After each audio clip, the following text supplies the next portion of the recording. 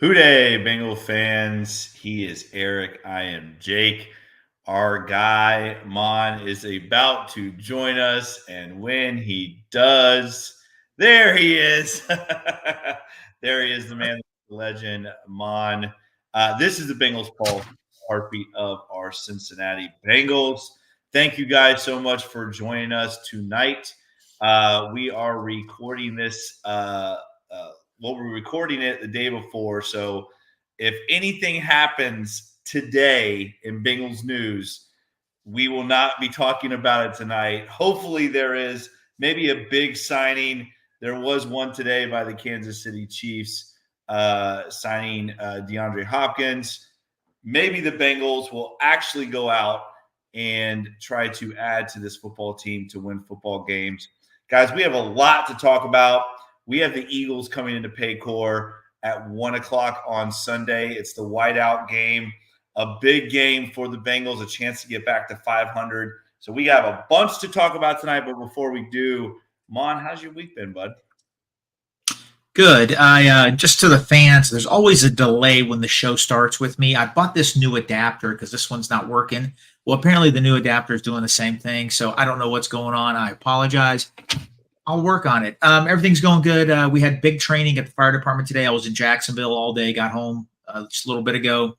We have to do a yearly recert for being a airport crash certified firefighters, and it's always entertaining and fun. But I'm excited about the upcoming game. I'll be in Atlanta for the Eagles game. Going to try to go to a Bengal sports bar up there in North Atlanta and spend some time with some Bengal fans there. But I'm excited about it. It's going to be a tough one, but I think our guys are going to do it. Eric, how you been doing, buddy? You getting ready to make the trek, to make the natty trek here coming up? How's your week been? Week's been going by fast. Thankfully, work's been busy, keeping me distracted. But I'm a planner, so I've been planning all the route we're going to go. And as we zoom by Mon's Bengals bar up there going through Atlanta, we like to go. We like to go through the North Carolina area, but that route is gone and won't be back till like 2026. So that's a little disappointing, but bags are all packed. Whiteout gear is ready to go. I'm ready to get up there and make some noise, affect the Eagles, and do what we need to do. Zach Taylor mentioned it in one of his press conferences, and I'm hopefully everybody hears what he said, but it's one of the things we've tried to preach to people around us. You got to scream loud and cheer as soon as the play clock starts. Like, so many people wait till the quarterback gets in the huddle or when they break the huddle. I'm ready to lose my voice. I'm ready to get everybody cheering from play clock start until they call that false start or that delayed game. I'm psyched. I'm ready to go. You know, Mom, we have traveled with Eric, and it's definitely like traveling with Clark Griswold. It's like all the Griswolds in Eric's van. We are on a very remember when we stopped at that gas station, Mon? I mean, he was like, come on, let's go. Yes, he was. I remember. No, I remember him yelling at me because I wouldn't use cruise control. Like, hey, man, he did. You killed our gas mileage. I got yelled at me. Control. Listen, the only way Eric can yell at somebody, he doesn't yell. He goes, "Why don't you use cruise control?" I just don't like it. Why not? I'm just not into cruise control. He goes, but why? You said you don't know how to use it, so listen, Eric yelled at me. Eric yelled at me because I took too long getting a Dr. Pepper in the gas station. It was the most ridiculous thing. He was like, "Where at Buc-ee's?" Yes. Okay, guys, I'm going to tell you this. We're all family here. I had a smoked brisket sandwich at Buc-ee's. Well, it didn't agree with me, so I had to stop every hour and a half. Like, hey man, I got to go. And, it was driving Eric crazy. And then I tried to drive. He goes, "Hey, why don't you use cruise control?" I'm like, man, what the heck's going on here? But it's all good. And then I drove the whole way home. Yes, you did. I cruised the whole way home. Listen, those Buc-ee's sandwiches, they are well worth it, though. They are well worth it. Oh, no, man. The smoked brisket killed me. No. I like that. Bucky's is great, but don't get the smoked brisket. I'm sorry. Bucky's will never be a sponsor now. So it's all good. I was working on that too. Thanks, guys. I apologize. It's the best brisket in America. Get it. We love you, Bucky's. We love you. All right, guys. Real quick before we get started on the Bengals Eagles, let's talk about this Bengals Browns. Now we had a little bit of time to reflect on it. Mon, I'll start with you.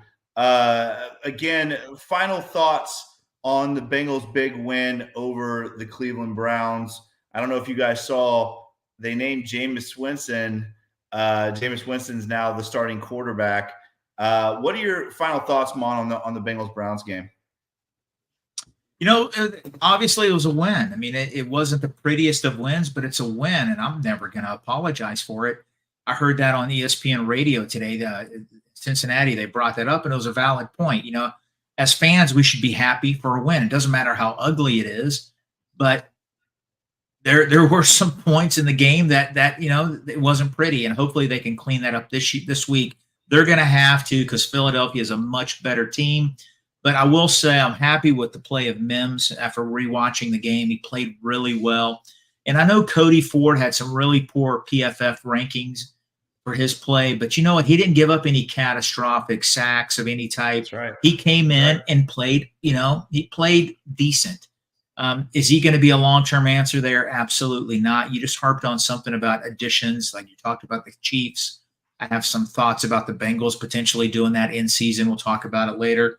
But, hey, it's a win, and I'll take it. And they're going to have to play better this week, and I think they will. Eric, final thoughts, Bengals Browns. Yeah, I mean, you can't apologize for a win. You get to the end of the season, you're going to look back at your record, and you're not going to dive into how you got the victory. You're just going to dive in and say you got the victory. We look back and wish that we would have left the Patriots game with the same mindset.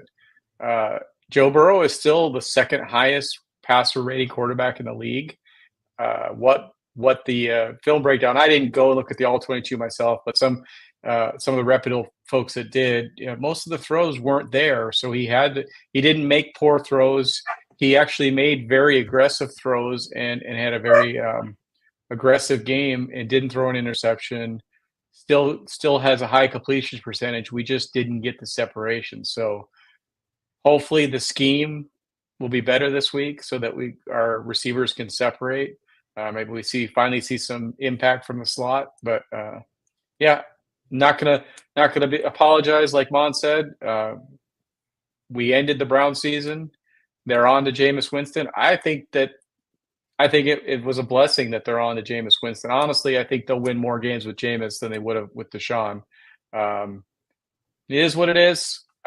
We'll see them again on Strike the Jungle night. So hopefully that game's not competitive either. What about you? Well, two things really. One, obviously, I said it after the game. I think about that kickoff return by Charlie Jones. By the way, Charlie Jones named Special Teams Player of the Week this week. Again, such a huge play when you can get one of those touchdowns that are unconventional, kind of set the tone of the whole game, I thought, and a big play for Chucky Sizzle, my guy who I've loved for so long. And the other thing I want to talk about is the other guy that I loved. I was so happy when we drafted him. You guys lost your minds, but Amarius Mims played lights out. He really did. When you go back and you look at the film, my guy Mims, he was stout. He is going to be a great tackle in this league. And as I said on draft night, I'm very glad the Bengals drafted him. I do want to say this. I want to throw out some stats to you guys really quick. And this has nothing to do with the Cleveland Browns, but this has to do with the Bengals right now and where they are. Some of these stats are crazy, and it has to do with reflecting back on the season so far after the Browns game. Jamar Chase right now, first in the NFL in receiving yards at 620, first in the NFL for receiving touchdowns at 6. Joe Burrow, fourth in the NFL for passing yards at 1,759, second in passing touchdowns with 14. Trey Hendrickson, 7 sacks, his 4th right now in the NFL. Logan Wilson and Jermaine Pratt both at 71 tackles. They are both tied for 2nd in the NFL with tackles. So some Bengals players doing great things.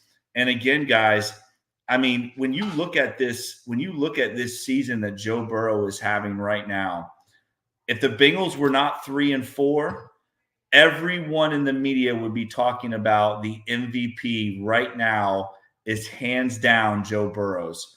This guy is playing at a crazy level at quarterback. Over a 70% completion percentage, 14 touchdowns to only 2 interceptions. Again, his quarterback rating is 110 right now. It's insane that this team is only 3-4, but they are. And hopefully this week they get back to 4-4. So that is my reflection. I know not quite about the Browns so much, but I think overall this Bengals team that is 3-4, the record does not do this team justice. We've had some rough games. You lose to the Chiefs by 1. You lose to the Ravens by 3. Those are 2 games the Bengals should have won.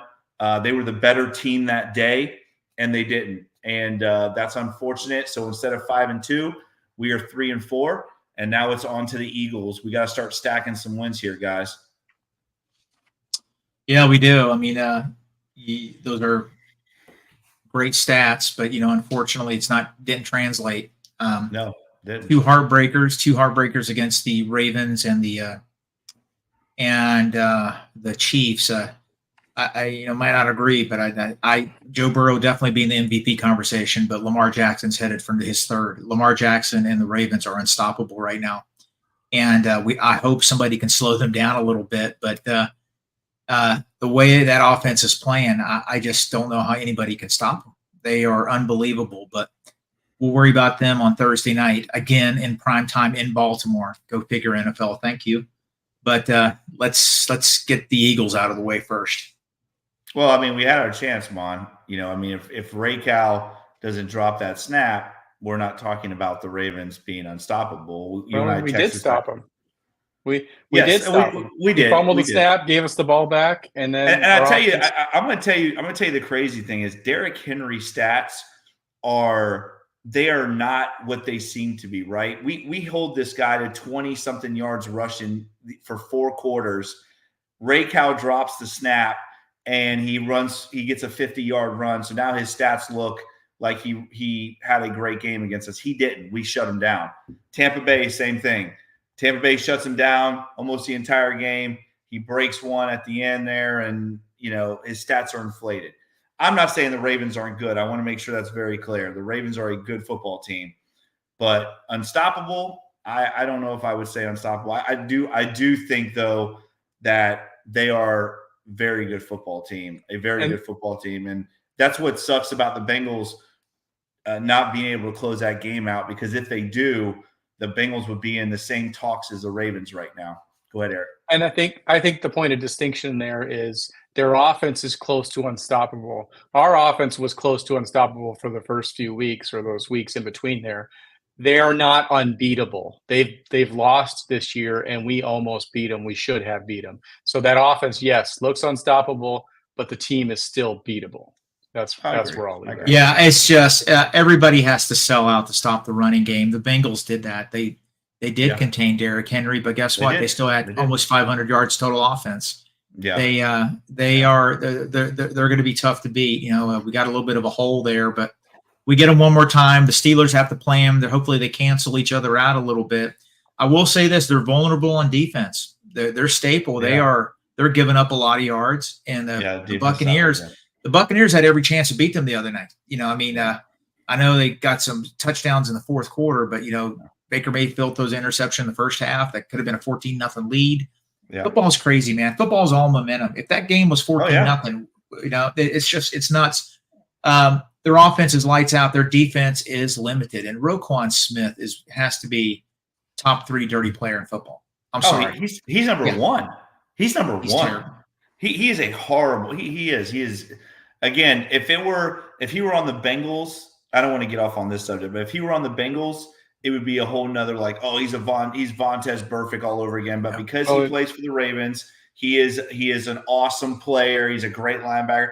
Vontez Burfict did the same stuff and got scrutinized for it by every media outlet. And I think Zim put the tweet out there, but there was a stat like actually graded as dirty plays. Vontez Burfict was like 4.3% of the plays, and the Ravens player is like 21%. But like you said, the narrative is because Vontez played for the Bengals. He plays for the Ravens. Yeah, it is what it is. We'll talk about the AFC North here in a little bit, guys, but we got to get to Bengals Eagles, the game this week that has huge implications for this Bengals team. I mean, if this team can get back to 500 football, I really think they can make a serious run at this thing. This is a big game for the Bengals because this is a good Eagles football team. Mon, you were talking about it before we went on air. You were saying, you were looking at the roster and you were like, man, there's a lot of good players on this Eagles team. They were banged up early on in the year. Both receivers were hurt at one point, I think. Now they're healthy, and this is going to be a great test for the Bengals and this rejuvenated Bengals defense. Again, going up against a formidable offensive threat that the Eagles bring. I mean, they have good players at every skill position, and that is not a good mix, or has been a good mix for this Bengals defense. Excuse me. So hopefully this Bengals defense shows up. But let's talk about this game. I want to talk about the Bengals offense first, because this is a side of the ball, Mon, that again, these last 2 weeks, I don't think we've seen what this Bengals offense is capable of. And you can say what it is. I mean, a lot of people are going to say it's the play calling. I would say there's a lot of truth to that. I think some people would say maybe it's the personnel. There's some personnel issues. I think there's some truth to that. But this Eagles defense is that front is good. And we remember the last time the Bengals played the Eagles, Joe Burrow got beat up pretty good. This is a different Bengals offensive line. Mon, talk about the matchup, this Bengals offense versus Eagles defense. What are your thoughts? Do the Bengals get going again on offense, or is this going to be another slugfest for two good defenses? What do you think, Mon? I don't think this is going to be as a dominant Eagles defense as we've seen in the past. When they went to the Super Bowl, they had over 60, 70 sacks, I believe. I don't think they're that dominant, but they're good. They have very good players, Jalen Carter, Jordan Davis. They got a good defensive line. They got fast linebackers. They have very good defensive backs. The Bengals are going to have to maximize their opportunities, because I think it's a trend. We literally say this every week. With the way the offense of the Patriots play, the Eagles play, the way the Eagles play offense, we're not going to get a lot of possessions on offense.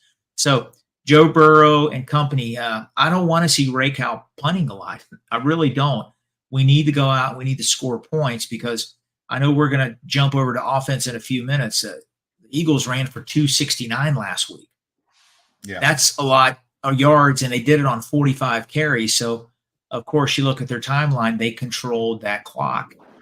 What happened to Cincinnati last week? We did win, but we only had the ball literally 19 minutes in that game, or 19 to 20 some minutes. We had 50 offensive snaps. Yeah, something. And then I think the Browns had over 77 offensive snaps against our defense. I think the Bengals will go all out to try to stop that and help out our offense. But the Eagles defense, definitely Darius Slay, Gardner Johnson, defensive backs. The Bengals need to play a lot better than they have the last 2 weeks. They have to. Being at home, there has to be a little bit of a I don't use the word sense of urgency, but when you're 0-3 at home, you don't want to go 0-4. You don't want that. And it's the whiteout game. It's going to be, everybody's going to be fired up. I think the offense will show up and put up some points. Eric, go ahead. Just let me add some stats on there. I was doing a little bit of research on here, and the Eagles have never won in Cincinnati, ever. All-time record against the Bengals. The Bengals are 9-3-2, so we've tied twice. I'm not sure where that came from. The last time the I remember one of the ties. Yeah. The last time, so the last time we played them was the second Bengals game that I ever went to was 2016 on my birthday, and we willed them to a victory that day. But the last time the Eagles have beaten the Bengals was Christmas Eve 2000. I don't think your Olivia was even born yet, Mon. So we've got a lot going for us, but we've said it on previous shows. Bengals are 0-3 at home. This is the whiteout game. There is no way we can let them lose this game at home. Yeah, there's a lot of stats. They haven't won ever in Cincinnati. And sometimes those streaks get broken, but we're a desperate home team right now. We have not won at home, and you have to win in this game. As hyped up as it is, the White Tiger, we have to win it at home. So I think that's going to really play into this game. Well, after this, we only have 4 more home games. This is you got to take advantage of those home games, and the Bengals being 0-3 right now definitely puts them at a serious disadvantage. I'm with you, Eric. They have got to get a home win. I mean, this is Mon. I agree. I think this is. There needs to be a sense of urgency for this football game. I think the Bengals have to win this game. I really do. I think they will, but I think they have to win. Let me throw this out here too, because I do want to talk about this real quick. I don't want to get back onto the Bengals run game, but this is one of those games, guys, where you want to keep that Eagles offense off the field, right? I mean, there are some serious weapons on that Eagles offense. I'm looking at the Bengals rushing stats right now. Chase Brown, who we all can agree upon should be the starting running back, he has 66 carries for 327 yards and 3 touchdowns. He's averaging 5 yards a carry. Zach Moss, 69 carries, 3 more carries than Chase Brown for only 231 yards, averaging 3 yards a carry and 2 touchdowns. Am I crazy to say this, that Chase Brown needs to touch the ball 15 times this game at least? Mom? No, I don't think you're crazy at all. I think that's very smart. I sent a text out to my kids and I asked them if Chase Brown could be a 20 to 25 carry guy a game. I personally don't think he can be, because I don't think his body can hold up. But 15 carries, absolutely. Jake, I agree with you. When he touches the ball, he could easily break one. I mean, we've seen that already. I'm not trying to be critical of this. His 5.6, whatever he's averaged, over 5 yards per carry, that's impressive. But if you really look at it, he's had 5 or 6 15, 20, 30-yard runs. Sort of skews the average. He's had a majority of his runs have been 2-yard carries. That's to me, what we want, though, right? Yeah. You do want a running back, Mon, that has the opportunity to break those long runs, right? I mean, that's part of it. That's fine. Yeah, absolutely. I'm trying to walk a fine line here, but I don't want 80% of his carries to go for 2 yards. 20% or he's going to pop it, but that's where I think Moss comes in. I would like to see a little more production out of Moss. I don't think it's a running back issue, guys, and I'm not trying to be overly critical here. I think it's an interior offensive line issue. I just don't think we have those maulers. Again, people on Twitter say it all the time, X, whatever you want to call it. We're not built for that physical run game. I understand. But I think there's a lot of situational football in the NFL where you need a 3rd and 1, 3rd and 2 converted on the ground, and the Bengals intend to throw it more than run it. But you are right. Back to Chase Brown. 4 weeks ago, I think it was against the Panthers, this guy was going to break one 60, 70 yards, it looked like. And one guy just tripped him up at the end. That could have been a 60-yard touchdown run. He is that electric. And I will admit, we haven't seen that in a Bengal running back in a long time. So we'll see. So just to add some stats, I just pulled up some of his college numbers.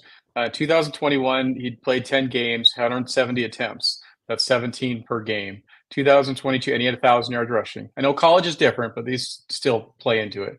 2022, 12 games played, 328 carries. That's 27 carries a game. So I wouldn't say that he can't do it, and he had 1,600 yards in those 12 games. I think you got to at least give it a shot. I mean, if he goes down to injury, just that is what it is. The other big thing with Chase Brown that I forgot about until I was just looking some stuff up. He's playing his twin, Sydney, plays for the Eagles. So it's going to be the game that they've ever played each other. They had an article out on there. Their mom's pretty torn up because she doesn't know who to root for. But that'll be pretty cool to see out there on the field. Well, I think I think what Jake is trying to say too. I mean, we should play the better player, and Chase Brown is the better player. I think we all agree there. I think he's better than Zach Moss. Well, and I think the Bengals agree too. I think he got more carries last week. I think Zach Moss has really kind of gone into that Pirine role where he's the blocking back. Well, he did. It was 15 carries to 6 carries, I think, something like that. I mean, Zach Moss had 6 carries for like 7 yards last week. Listen, this is my thing is, Mon, we talked about this over and over and over, but this is one of those teams, the Eagles, that Saquon Barkley, Brown, Smith, Hurts, you got to keep those guys off the field. You've got to run the football. This game we cannot be getting into shootouts with people every single game. This is a game that really, again, you can win on the ground by running the football and keeping those guys off the field because they are, you said it, Mom. I mean, this honestly, to me, this is the best 4 players, talking about a team that we have played against. This is the best 4 offensive weapons collectively on a team that we have played against. It's better 4 than what the Chiefs have. It's a better 4 than what the Ravens have. It's a better 4 than what the Commanders have. This is the best 4 collective offensive weapons on the field that we have played against. And I just think the Bengals have got to run the football this week. And I think they need to make Chase Brown a bigger part of this offense. You said it, Eric. Last week they did. I think it's because really Zach Moss was he really disappeared in the run game last week. Again, 6 carries for 7 yards. But Chase Brown needs to touch the ball more. And this Bengals offensive run game has got to get going. I think this is a perfect week for it. And I also think that this is also – the Bengals need to continue to get the ball to their playmakers. I said it earlier about Jamar Chase, 39 receptions, 620 yards, 6 touchdowns. T. Higgins, who missed some games, 29 receptions, 341 yards, 3 touchdowns. We got to start getting the ball to these guys more, I feel. We do have, though, this is an interesting stat. Guys, we have 7 receivers that have double-digit receptions. Of those 7 guys, I think the least is like at 14. So the Bengals are doing a good job spreading the ball around.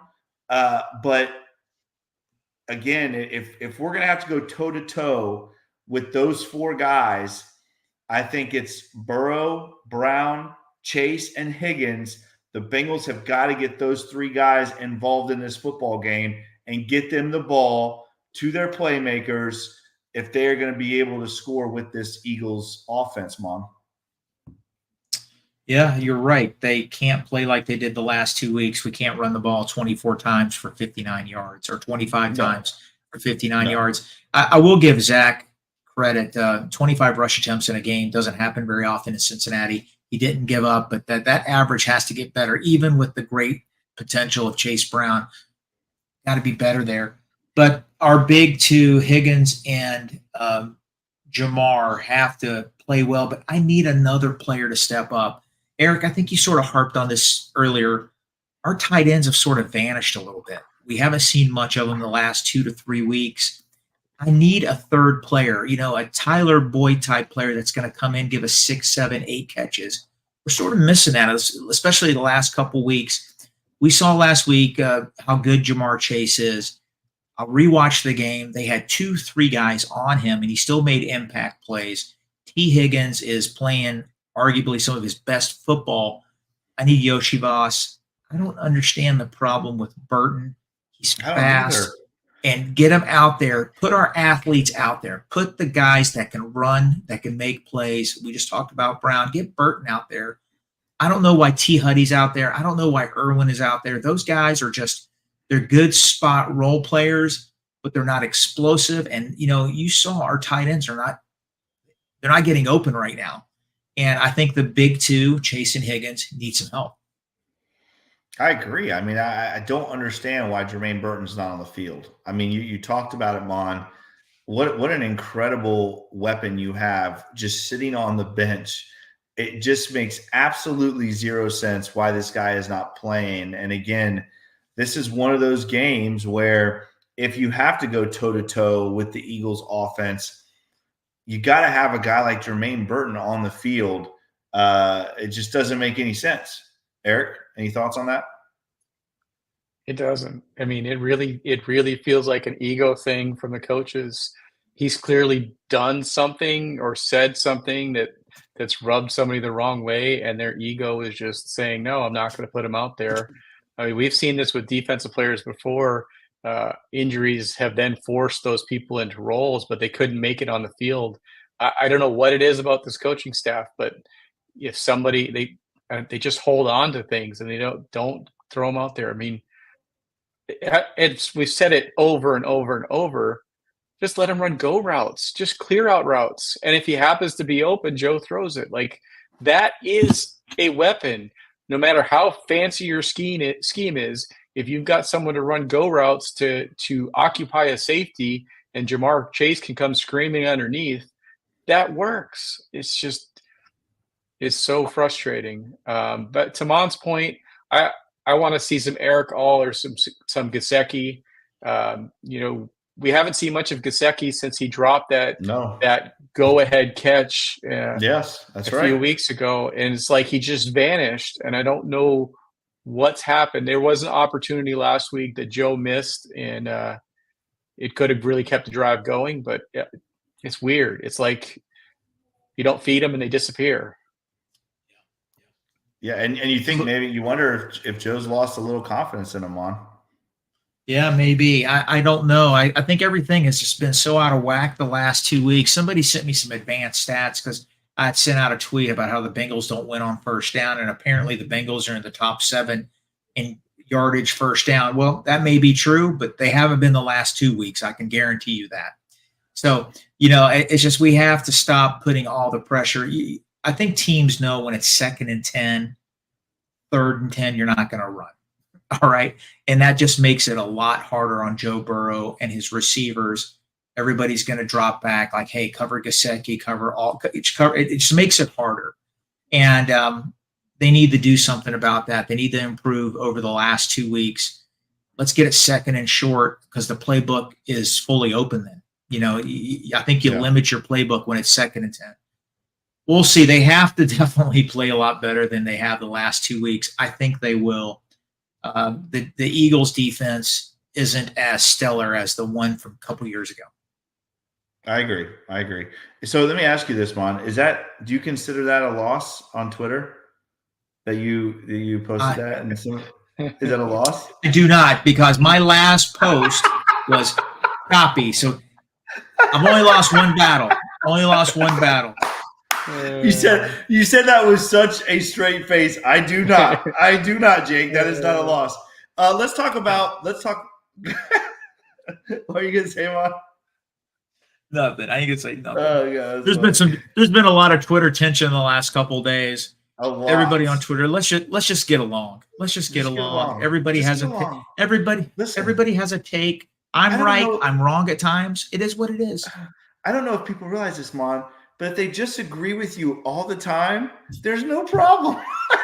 Listen, I humbled myself. I was on the record, and I'll be the first to admit it. When the Bengals signed Trey Hendrickson, I wasn't happy about it. I wasn't. I was like, man, why? Why did they give him $50 million? The guy, The only reason Trey Hendrickson was good is because he played on a great defensive line in New Orleans. I was wrong. I'm glad I'm wrong. I have an autographed jersey right there of him. Weren't you on the I'm Carl wrong. Lawson train? Was it Carl Lawson that you wanted over Trey Hendrickson? I was. And I was on Team Sewell also. I was. Is that the one loss on Twitter? You posted that and you lost? No, it is what it is. Listen, I'm a humble man, okay? I really am. I make mistakes at times, but not many. Not many. You don't make many mistakes. Jake's never wrong. I guess I got to take them all for the team. That's why this podcast is the best, because I'm never wrong and Mon doesn't make mistakes. I mean, it's perfect. And I'll balance out the universe and the karma. I said we were going 17 and then Joe, I was wrong. I'll own it. I mean, Katie and Mike and Elizabeth Black, whatever, all you Blackburns, the Browns, whatever. If you want to win 10 Super Bowls in a row, make me your general manager. It's going to happen. He's the Mon for the job. You'll be broke. You won't have any money. Make me general manager. We would have a stacked football team for sure. All right, let's move on, guys. We got to move on here. Let's talk about this Eagles offense against this Bengals rejuvenated defense, I would say. Jalen Hurts, Saquon Barkley, A.J. Brown, Devontae Smith, even Dallas Goedert at tight end. I mean, these are some weapons that the Bengals are going to have to deal with. Some quick stats for you real quick. Jalen Hurts right now throwing at 67 with a 67% completion percentage, only 7 touchdowns to 4 interceptions. And his numbers really are down. But you know whose numbers aren't down is Saquon Barkley, Mon. Saquon Barkley right now, 108 carries, 658 yards, Mon. He's averaging over 6 yards a carry, 5 touchdowns. He's got a long run of 65 yards. This guy has explosive ability, big-time chunk plays from the backfield. He's also got 16 catches for 103 yards. He's the Eagles' third leading receiver. The Bengals have got to stop this guy, right, to win this football game. I mean, it all starts up front with stopping a guy like Saquon Barkley and not allowing him to get going, because it truly, guys, when you look at this offense, he is over 50%, maybe even close to 60, over 60% of this Eagles offense. It starts with Saquon Barkley, does it not, Mon? Oh, absolutely. He dominated last week. Again, they had 45 carries last week for 269 yards. He had, I think, 170 of them. Here's something that really scares me. They got 90 of those yards, 90 of the 269 yards on 4 carries. Yeah. Explosive plays. That's the equivalent of a long touchdown pass or, a big pass play. They were so dominant.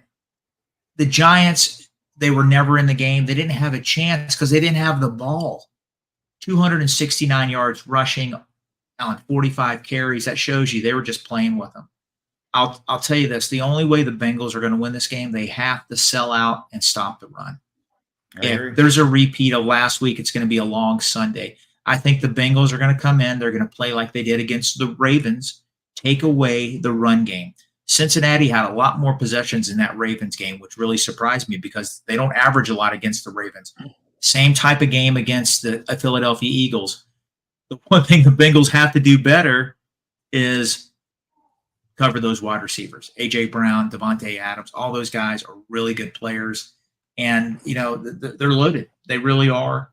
And, they got a good offensive line also. You remember Fred Johnson, the big tackle from Florida? Yeah, he's a starting guard right now. He's a starting guard for them. And of course he is. Landon Dickerson's an all-pro. He's a stud. So Lane Johnson is good. Cam Jurgens, their center, he's picked up right after where Kelsey, he's playing really well. I wanted the Bengals to draft him. I think he was out of Nebraska. He's playing really well. They got a good offensive line, and Hurts can hurt you. He might not be as athletic as Lamar, but he's going to get some rushing yards also. Jake, you say this every Sunday. Every Sunday you say this. We're like one of the worst tackling teams in football. That has got to change next week. It's got to change Sunday because we have got to stop that run game.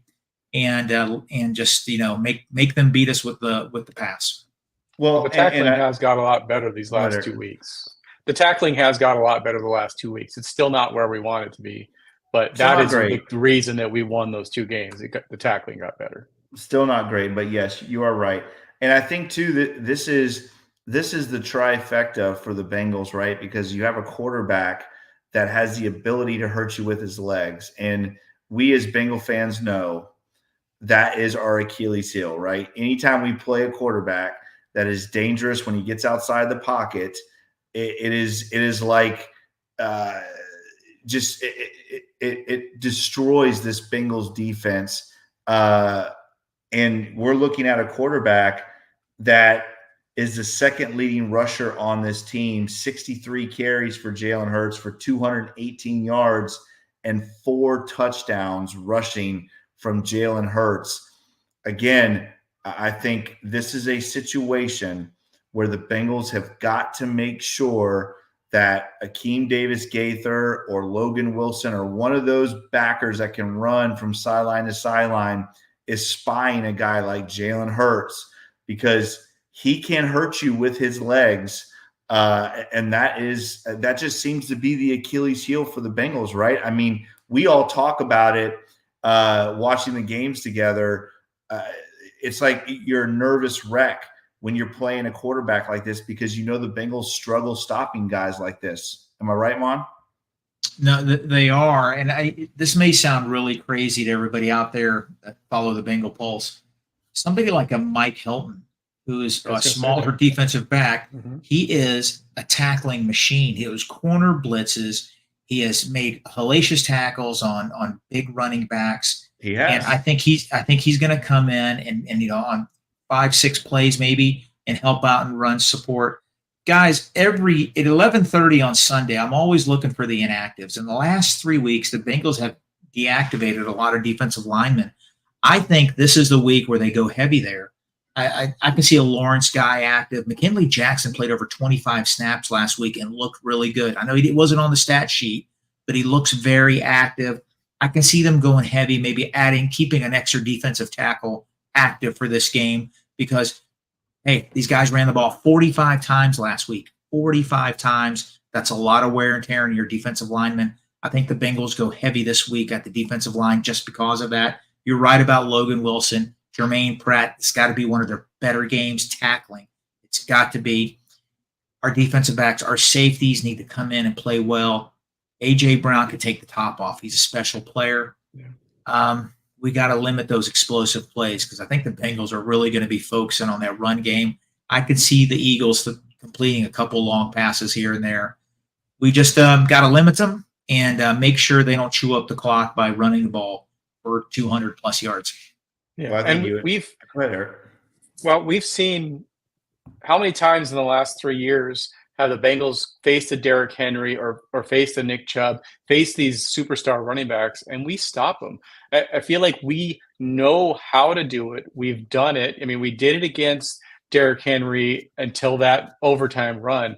It's the exact same game plan. You need to sell out to stop Saquon, but when you're doing that, there's 2 other things that you have to have. You have to have, like you said, we have to have a spy on Hurts, and that spy can't fall and go after the running back. He's got to be dedicated to Hurts the whole time.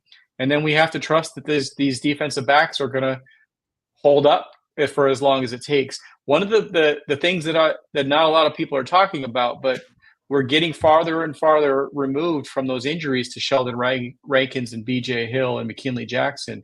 Every game that they play, they're going to get healthier. I mean, they're getting healthier. They're getting more reps. They're getting stronger. We saw a sack from Sheldon Rankins last week where he chased the guy down. I think this could be a big Sheldon Rankins game. But yeah, the keys are all there. Stop the run, contain Jalen, make him throw. If you give up a few big plays, so be it. But you might also have CTB making an interception on one of those big plays. So I think the blueprint's there.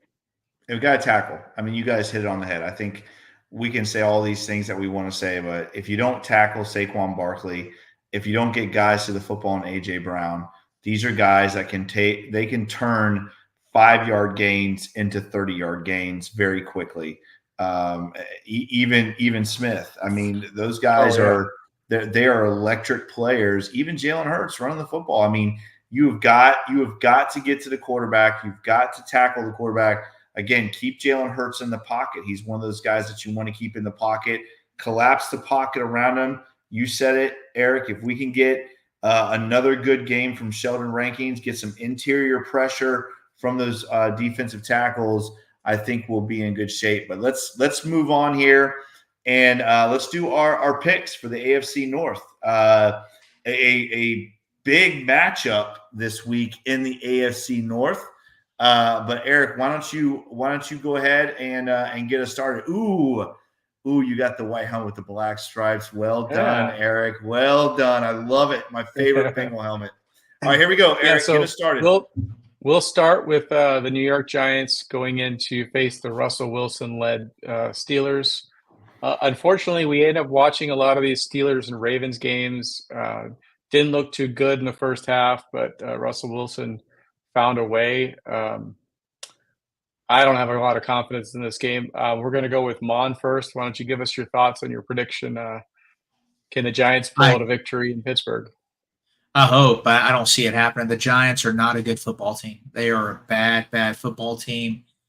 Pittsburgh's defense is a problem. They're going to keep that team in every game. Their offense, I'm not a believer in Wilson. Pickens is a good player. Their running game has gotten better. Their offensive line has gotten better, but I don't. Their offense is not the strength in Pittsburgh. It's that defense. It is nasty. I got the Steelers winning 24-10 against the Giants. All right. Well, guys, I'm gonna listen. I'm gonna try to talk this into existence. Let me say this. This is one of those games, right? And the Steelers have a handful of these every year where they play down to their opponent. This Steelers team they are getting hot. They're a good football team. They're at home. This has got all the makings of being a game that the Steelers run away with, but it also has the makings of the Steelers playing down to opponent and the Giants coming in, having nothing to lose. I really think the Giants have a better chance in this game than what you might think. And again, I know I'm trying to talk this into existence, but I do believe, and we've seen it in the past, the Steelers lose to bad teams every year. And it's multiple bad teams that they lose to every year. And a lot of times it's at home. I have the Giants winning this football game. I think, and I really do believe that this can happen. I think the Giants win on a last-second field goal, 20-17. Go Giants. All right, let's move on. A big matchup, right, Eric? Big matchup in the AFC North. Yeah. Well, I mean, if you think the Browns can exact some revenge, sure. Jake, why don't you take it away with this one? They are going to get revenge. Eric, listen, Jameis Winston. Listen, people FSU, man. Jameis gave some amazing speeches that got him that national championship. Say what you want to say about his Publix trips, but that man motivated teams, and he did it before he got LASIK surgery. The whole championship run, he was squinting. I don't know how he could see the guys down the field, but he did it. Listen, Jameis Winston can win this football game. The Browns defense is good enough to slow this Ravens offense down. And you guys said it before. Listen, the Ravens defense is not good. It's not good. It has given up a ton of points. I like the Browns in this game, and I know you're going to think I'm crazy. It's in Cleveland. Jameis Winston is going to give this team life, and they are going to win this game 21-20 over the Baltimore Ravens. The Baltimore Ravens are going to come in and play down to their opponent, and the Brownies are going to get a win on Jameis Winston's first start. Mon, what do you think? I don't agree. I think it's going to be idiot. Come on. No. I think it's going to be a close game. I do. I think there's going to be a little bit of a letdown from the Ravens. Emotional win against the Buccaneers. The Buccaneers are a good team. They went down there and put 41 on them. I think I think they're going to come in. They're due for a letdown. They really are. Could an upset occur in Cleveland? Absolutely. Cleveland does have a very good defense. Jameis Winston, Captain Chaos, 30 touchdowns, 30 interceptions a few years ago. The guy was unbelievable. I still think the Ravens win. It's going to be a very close game, though. An upset could occur. I got the Ravens 28-24. Listen, let me say this, too. If the Browns lose this football game, it is going to get it's already ugly in Cleveland. It's going to get really ugly in Cleveland if the Browns lose this football game at home, even uglier than it normally is. All right, Eric, go ahead and get us started on this. I'll just say, it's surprising both of you with your scores. You do know that the Browns have not scored 20 points this year, right? You guys both have them scoring over 20 points. They're going to score 21. They're going to They score don't 21. They haven't had Jameis Winston. That's right. Jameis. All right. That's right. All right. That's right. Eagles coming to Paycor for the white out. Everybody wear white tiger on the field. It's going to be, hopefully it doesn't snow, but you know what? That'd be kind of epic if it did. Let's go with Mon. What do you got in the Eagles at Bengals? It's going to be a very emotional game. The Bengals are going to want to get to 500, reset that season. 4-4 will be huge psychologically. Also for the fan base, 4-4 is the key. Win this game. The Bengals get another unconventional touchdown. They're going to get a defensive touchdown this game. They're going to get 2 turnovers on defense. They're going to win in a tough, hard-fought football game, 31-24. Joe Burrow with 2 touchdown passes. The Bengals running game, respectable. Chase Brown with another rushing touchdown. All right. You guys heard that. I hope you guys are writing all that down. If not, go back and write it down. Listen, I agree with you, Mon. I think the Bengals I really do think the Bengals get it going this week. I think the offense gets back on track. I think Chase Brown not only gets a touchdown, I think he rushes for 100 yards, Mon. I think this Bengals offense is going to get back on track. I do think, like you said, there's going to be the Eagles offense going to get a couple big plays for sure. No doubt about that.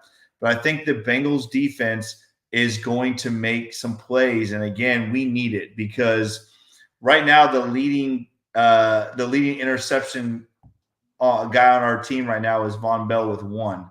But I see a couple interceptions in this game. I think Sam Hubbard, right? They're tied for 1 or something like that. So does Geno Stone. Geno Stone got 1. Oh, Geno Stone. Yeah, we got 3 guys tied with 1, I think. This Bengals defense is going to continue to stay on track here. They're going to play well, and this Bengals offense is going to get back on track. And hear me right now when I tell you, Chase Brown is going to get 100 yards rushing in this game. The Bengals win 31-21 against the Philadelphia Eagles. All right, guys. You see it. Make sure you comment on our YouTube page. Let us know what you guys think, what your picks are this week. Mon has got the Ravens and the Steelers and the Bengals winning. I have the Bengals, Browns, and Giants winning. The Giants won up. Again, I'm just trying to talk that into existence. So I'm not crazy. I hope you're right. Hey, listen, I really do believe the Browns can upset the Ravens. I really do believe that one. Maybe not so much about the Giants Steelers, but I believe the Brownies can win with Jameis Winston. All right, guys, that is another edition of the Bengals Pulse. As always, if you like this podcast, make sure you like, share, and subscribe to this podcast. Make sure you check us out on all the awesome podcast platforms, Apple, Stitcher, Spotify. As always, if you like this podcast, make sure you give us that 5-star review. We'd very much appreciate that. Check out all the awesome podcasts right here on the Cincinnati Podcast Network. Check out Mon on Twitter. Follow him on Twitter @TheFireMon, so you can just bask in the glory of him only losing 1 Twitter battle in his entire career on Twitter. Follow me. That was a courtesy loss. That was a courtesy loss. I felt bad for that young lady.